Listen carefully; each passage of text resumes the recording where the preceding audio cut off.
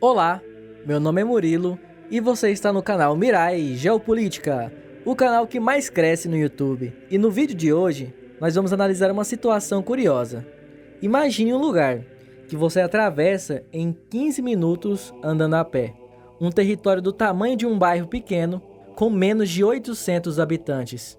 Agora imagine o seguinte, que esse mesmo lugar é na verdade um país, tendo leis próprias, moeda própria, um líder reconhecido mundialmente e até acordos diplomáticos com quase todas as nações do planeta.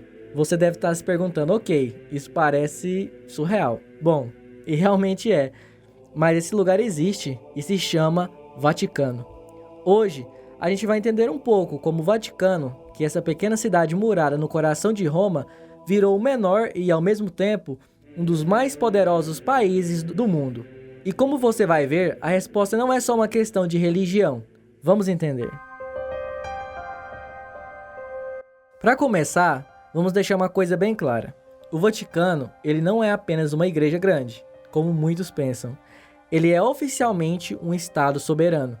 Isso significa que ele tem uma constituição própria, chamada Lei Fundamental do Estado da Cidade do Vaticano, uma polícia própria, além de um sistema jurídico próprio. Apesar de usar o euro, o Vaticano emite moedas especiais e até tem emissora de rádio, jornal e serviço postal próprios. E acredite, o Vaticano também emite passaportes, embora sejam reservados a poucos, como religiosos e funcionários-chave. Tecnicamente, existem cidadãos vaticanos, mas eles são bem raros. Só que isso levanta uma pergunta inevitável. Como um pedaço tão pequeno de terra ganhou o direito de existir como país? Por que a Itália simplesmente não anexou tudo? A resposta está em uma longa história de poder, fé e, principalmente, política. Durante séculos, o Vaticano não era apenas um símbolo religioso. Ele comandava terras enormes. Entre a Idade Média e o século XIX, os papas governavam os chamados Estados Papais, uma faixa de território que cortava a Itália de leste a oeste. Era um verdadeiro reino dentro da Península Itálica, com exércitos, impostos, tribunais e toda a estrutura de um governo monárquico. E era muito território. Em seu auge, os Estados Papais tinham cerca de 44 mil quilômetros quadrados, quase o tamanho do estado do Espírito Santo hoje. Só que o mundo estava mudando, e no século XIX, as ideias de unificação nacional começaram a varrer a Europa. E a Itália, claro, não ficou de fora.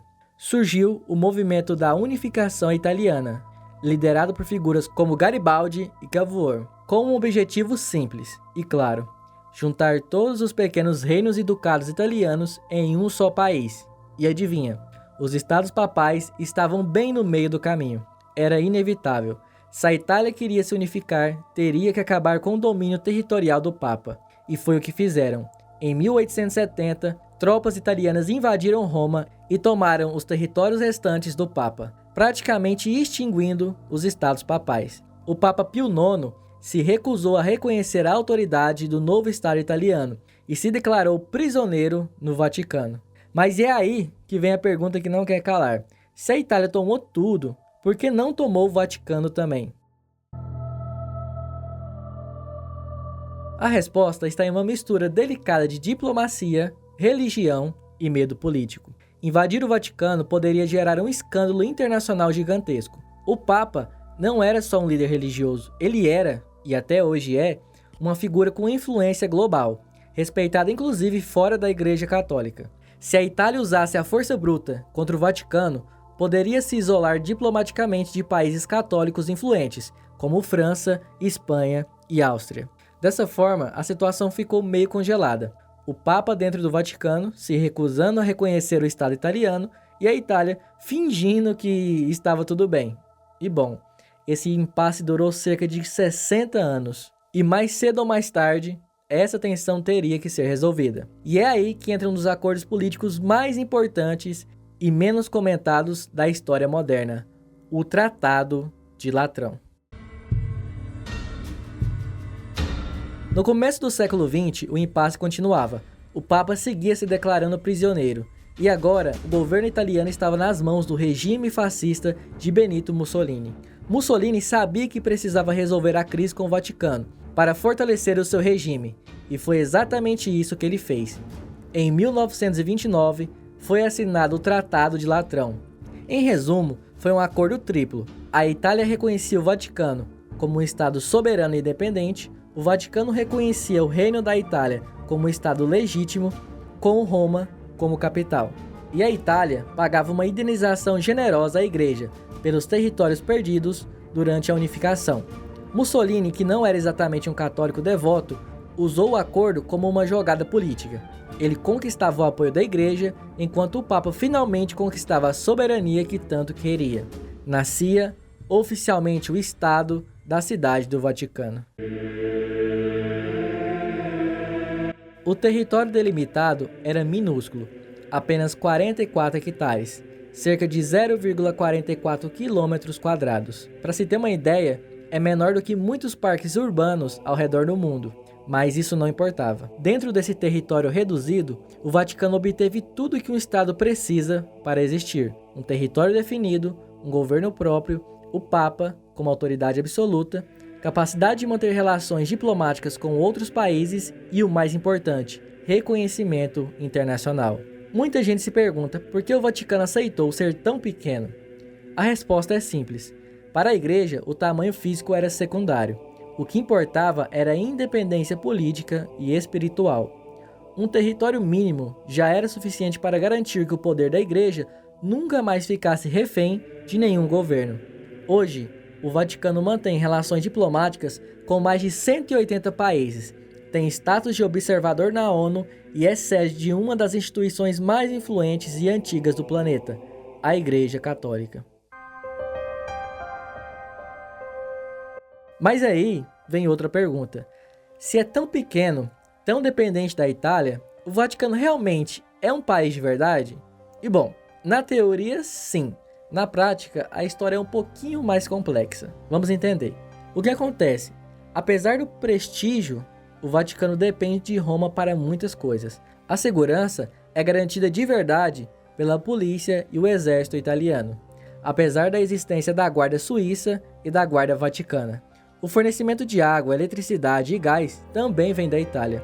Se Roma quisesse, poderia cortar esses serviços em poucas horas. Na prática, o Vaticano é uma ilha política, cercada por Roma, sobrevivendo graças a acordos diplomáticos. Mas apesar dessa fragilidade estrutural, o Vaticano compensa com algo que poucos estados têm: influência simbólica. Pense bem, qual outro país tem 1,3 bilhão de seguidores espalhados pelo mundo? Qual outro país consegue juntar chefes de estado numa só sala apenas com um convite?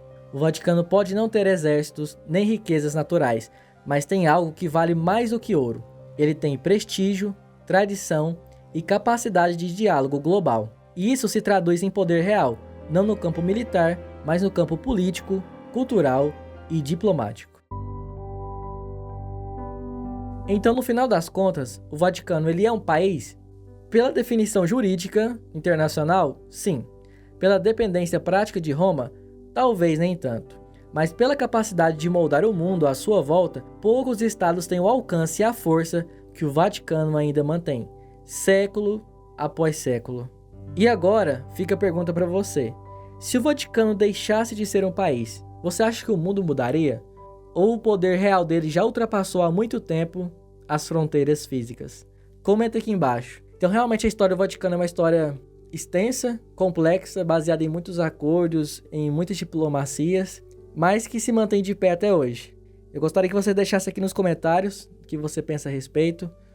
E bom, se inscreva no canal para continuar recebendo mais vídeos de geopolítica e economia.